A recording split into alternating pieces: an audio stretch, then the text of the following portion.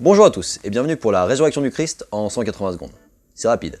180 secondes, c'est le temps qu'il me faut dès que je vois quelqu'un crucifié pour avoir la musique des Monty Python en tête. Vous voyez? Ça me le fait à chaque fois, difficile de rester sérieux.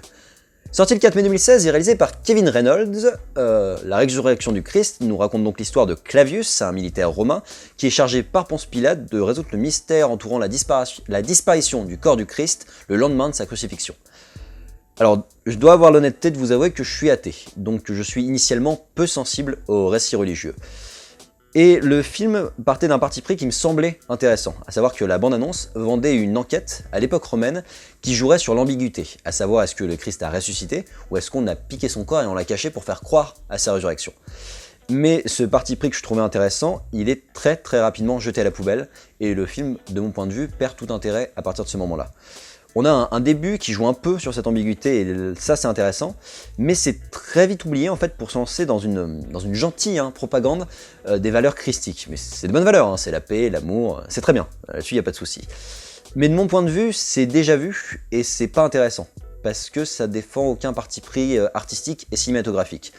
C'est juste, on nous parle juste de la bonne conscience universelle. Et moi, ça m'intéresse pas qu'on me dise que l'amour c'est bien. C'est chouette, je suis d'accord, il n'y a pas de souci, mais je trouve que c'est pas assez poussé, il n'y a pas assez de choses pour que ce soit intéressant sur un film de 2 heures.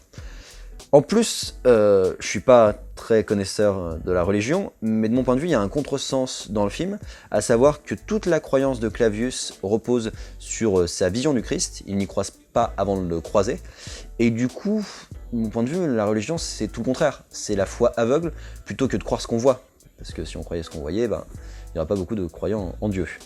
Et de mon point de vue, du coup, ça fait un non-sens en plus religieux.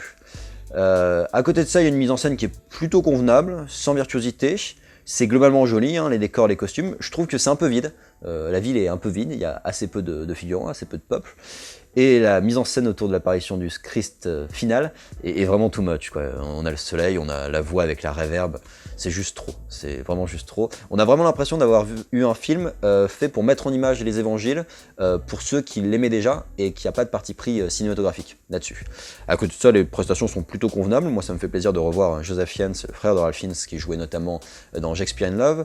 Et puis on a Tom Felton qui jouait Malfoy dans Harry Potter. Alors il est très moyen, mais allez, ça fait plaisir de revoir sa frimousse.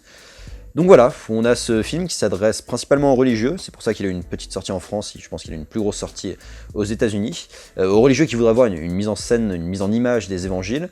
Cinématographiquement, il y a très peu d'intérêt. Je trouve que c'est assez élitiste en fait comme concept, parce qu'il s'est refusé à moi, alors qu'il m'intéressait de base ce film, et que l'intention m'échappe complètement. Je trouve que le parti pris initial aurait vraiment pu être intéressant, de jouer sur cette ambiguïté, et du coup de rameuter sur ces questions de religion des personnes qui sont intéressées au cinéma, plus qu'aux évangiles, et du coup c'est vraiment dommage. Top. 3 minutes 1 seconde, c'est pas mal. Je vous invite à me donner votre avis, et puis à liker, commenter, partager, à nous retrouver sur notre chaîne pour d'autres chroniques ciné en 180 secondes. A bientôt.